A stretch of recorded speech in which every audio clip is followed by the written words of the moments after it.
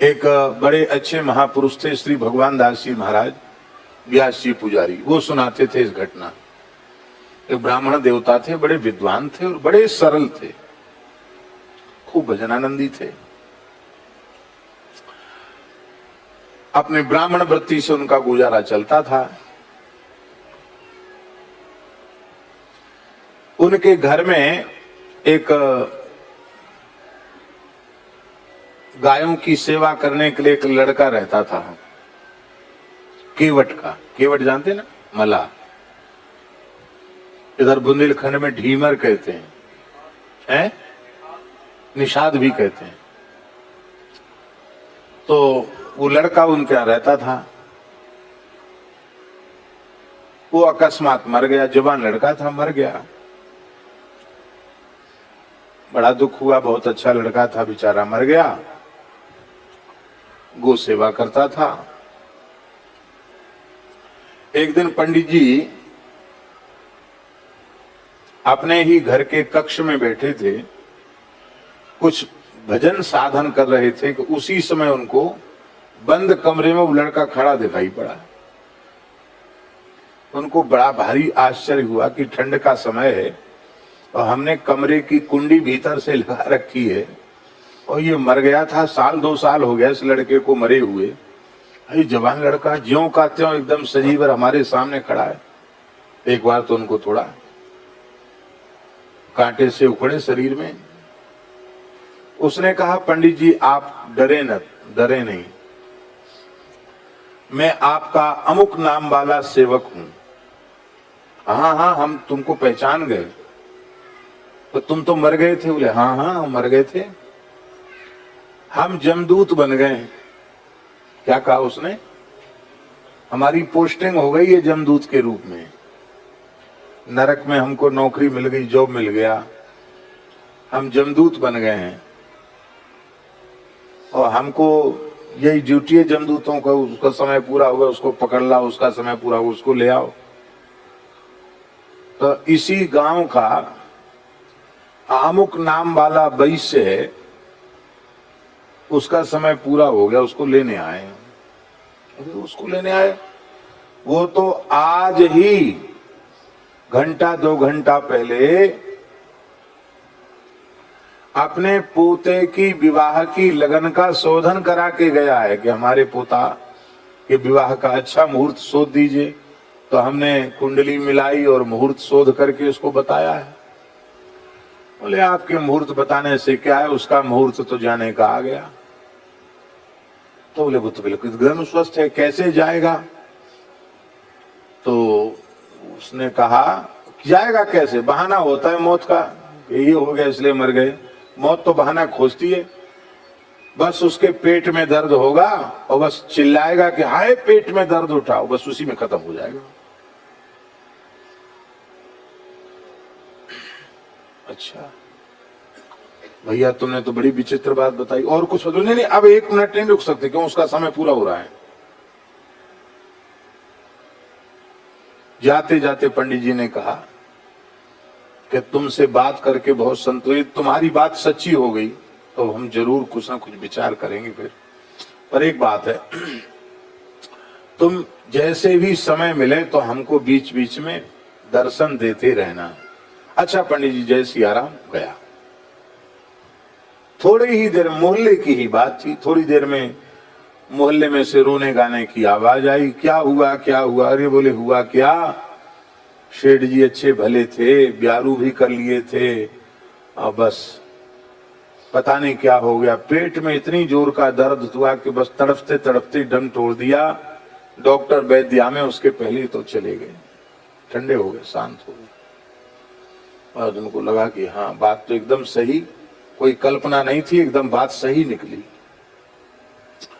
तो अब वो जमदूत जो मर गया था ना, लड़का जमदूत बन गया था, वो कभी कभी पंडित जी के पास आ जाता था। थोड़ा सा समय होता तो आ जाता, 1-2 मिनट 3 मिनट के लिए आता और चला जाता। तो एक दिन पंडित जी ने पूछा कि भैया एक बात तो बताओ, तुम्हारे नरक के कानून क्या? रे बोले महाराज बहुत लंबी चौड़ी कथा है, आप थोड़ी देर में उसको बताया नहीं जा सकता, और हमको फुर्सत नहीं है, और थोड़ी देर में बात, थोड़ी देर की बात है नहीं। अच्छा एक बात तो बताओ, तुम जमदूत कैसे बन गए? तो हंसा, बोले अच्छा आज एक बात बता देते हैं तुमको, जमदूत कौन बनता है? बोले जो पाप कर्म करके भयंकर नरकों में जाता है और नरकों में यातनाएं भोग करके फिर 84 लाख योनियों के चक्कर में पड़ता है, फिर भगवान करुणा करके उसे मनुष्य बनाते हैं, फिर पाप कर्म में लगता है, फिर नरक जाता है, फिर 84 लाख के चक्कर में पड़ता है, फिर भगवान करुणा करते, फिर मनुष्य बनाते हैं, फिर पाप करता, फिर नरक जाता। ऐसी नरक के कम से कम 100 चक्कर जब लगा लेता है तो जमराज कहते हैं भैया ये नरक का बड़ा भारी भक्त है, भगवान इसको बार बार अवसर कल्याण का देते हैं पर ये घूम फिर के यहीं आ जाता है। बोलते अब तुमको अलग से ट्रेनिंग देनी नहीं पड़ेगी, क्योंकि किस नरक में कैसा कैसा दंड भुगवाया जाता है पापियों को सब तुम्हें पता है, अलग से पढ़ाई लिखाई करनी नहीं पड़ेगी, दंड तुमको देना नहीं पड़ेगा, सिखाना पड़ेगा नहीं। अब तुम ऐसा करो कि अब नरक तो तुमको काटना ही है, अब तुमको यहीं जमदूत बना देते हैं, जब तक तुमको है तब तक यहीं कुछ सेवा करो। जैसे बहुत लंबे जो कैदी होते हैं, पुराने कैदी, उनको कोई न कोई काम दे दिया जाता है जेल में कि भाई अब तुम ये काम करो, ये विभाग संभालो, वो यही व्यवस्था है। तो बोले हमारा ये 100वां जन्म था नरक जाने का, इसलिए हमको जमदूत बना दिया गया। पंडित जी बोले अच्छा ठीक है, फिर जल्दी आना कभी? बोले हाँ फिर आएंगे। फिर क्षेत्र में कोई काम हुआ, फिर आया वो। तो ऐसे सत्संग होता था उस जमदूत के साथ। तो अब की बार पंडित जी ने पूछा अच्छा एक बात बताओ कि जमलोक की यातना तो बहुत भयंकर है, उससे बचने का कोई उपाय है क्या? उपाय तो है क्या? बोले जो मस्तक पर ऊर्ध्वपुंड धारण करता है, जिसके गले में तुलसी की माला होती है और जो निष्ठा पूर्वक एकादशी का व्रत करता है और श्री राम नाम का जप करता है, वो व्यक्ति कभी नरक नहीं जाता है। कथनचित उसके कोई पाप भी बन जाए तो वो पाप किसी न किसी प्रकार से इसी जीवन में भोगा करके वो चला जाएगा भगवान के यहाँ, उसको नरक में यातना नहीं होती। उससे कोई गलती बनी है तो वो भोगे न भोगे ये भगवान का विभाग है, हमारे जमलोक में उसका कोई विचार नहीं है।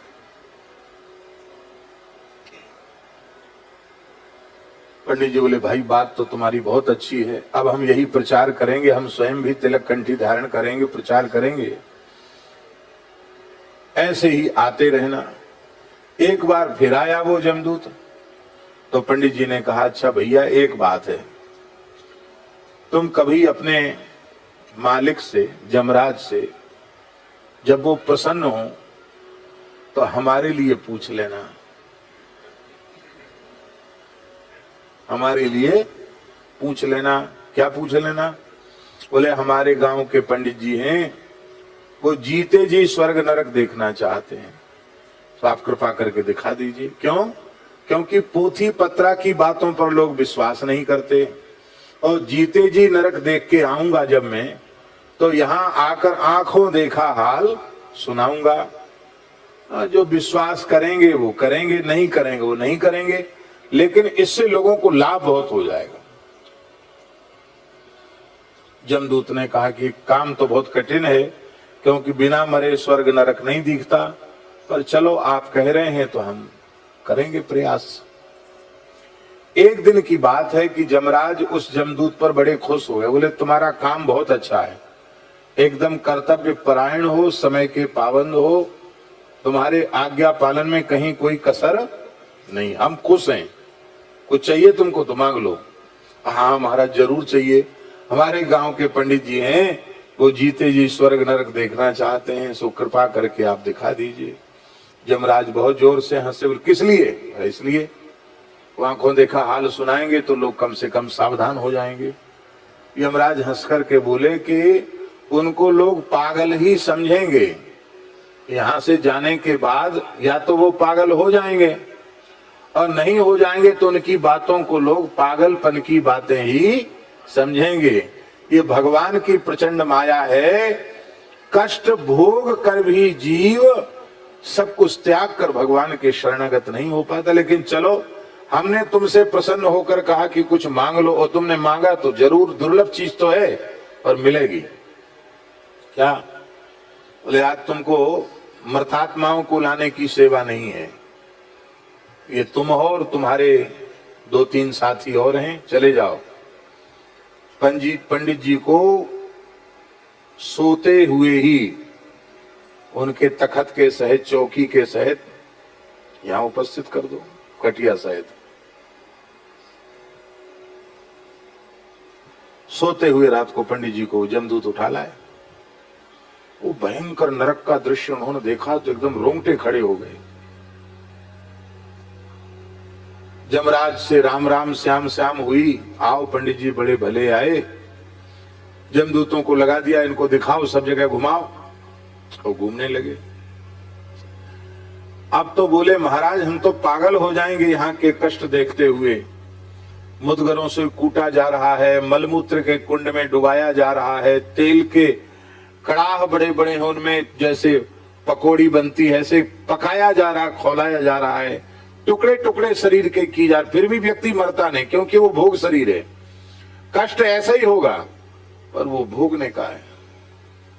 तामे जैसे भयंकर गरम हजारों योजन की भूमि में, तपती हुई भूमि में दौड़ाया जाता है, जहां अलग अलग नरकों की अलग अलग व्यवस्था देखकर पंडित जी घबरा गए।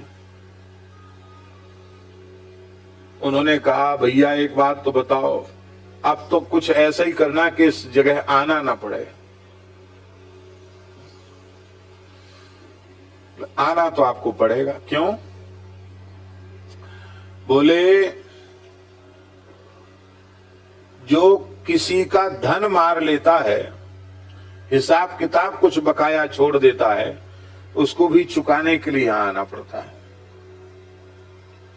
पंडित जी बोले हमने तो किसी का धन मारा नहीं। बोले हाँ तुमने मारा, तुम्हारे गांव का चर्मकार है, उससे तुमने जूती बनवाई थी और 2 पैसा बकाया रह गए थे उसके, लेकिन उसके मांगने पर भी तुमने नहीं दिए। उसकी ईमानदारी के 2 पैसा बनते थे। अरे क्या भगत हो तुम, तो हमारे गांव के ही हो, अरे ब्राह्मणों की सेवा करनी चाहिए, तुमने लोभवश उसके 2 पैसे मार लिए। वो 2 पैसे मार लिए, उसके लिए तुमको यहां आना पड़ेगा। अरे बोले भैया वो यहीं रह रहा। बोले हाँ वो तो यहीं रह रहा है, नरक में ही कष्ट भोग रहा वो, हमको उसी के पास ले चलो, हिसाब किताब यहीं चुकती हो जाए तो अच्छा है। वहां पहुंचे, उसने कहा पंडित जी यहां भारतीय मुद्राओं का लेन देन चलता नहीं है और तुम कुछ लेके भी नहीं आए और यहां चलता भी नहीं है, यहां तो आना ही पड़ेगा तुमको। तो भैया तुम अपना हिसाब किताब यहीं चुकती कर लो। कैसे? कहते 2 पैसे का जितना चमड़ा होता उतना चमड़ा हम आपका उतार लेंगे तो हमारा तुम्हारा हिसाब पूरा हो जाएगा। हाँ तो उतार लो। तो पंडित जी ने पीठ कर दी तो 2 पैसे का 1 बिलांद, संस्कृत में बितस्ती कहते हैं, हिंदी में बिलांद कहते हैं, 1 बित्ता, 1 बित्ता चमड़ा, 1 बित्ता लंबा और 1 बित्ता चौड़ा, इतना चमड़ा उसने रापी से छील लिया। असह्य कष्ट हुआ, खून बह गया, लेकिन अब तो भाई उस घाव से अच्छा था, वो घाव अच्छा था उस नरक में दोबारा आने की अपेक्षा। बोले अब हमारा मन भर गया, भगो यहां से, चलो अब नरक नहीं देखना। बोले अभी तो बहुत बाकी, 28 प्रकार के नरक हैं। बोले सब देख लिए, हमारा हिसाब किताब चुकती हो गया, अब तो हमको स्वर्ग ले चलो, क्योंकि स्वर्ग भी देखना है। बोले नहीं नहीं थोड़ा देख लो नरक। तो जा रहे थे पंडित जी, वहां क्या देखा, वहां वो हंस रहा है क्योंकि उसके यहां जन्म लेने वाला। पंडित जी बोले तो तमाशा देखना, कितनी देर बाकी जन्म में? बोले बस कुछ क्षण बाकी है। जैसे इसके खानदान की एक बहू हरिभक्त को जन्म देगी तुरंत ही निकल जाए। बोले देखेंगे जादू चमत्कार देखेंगे। खड़े रहे महाराज, देखते ही देखते वो निकला कुंड से बाहर और आकाश से फूलों की वर्षा हुई, शंखनाद सुनाई पड़ा उसका वो मलिन देह पता नहीं कहां चला गया, दिव्य देह प्रकट हो गया, विमान में बैठ करके चला गया ऊपर। ओहो, बड़ा चमत्कार भैया, प्रत्यक्ष चमत्कार।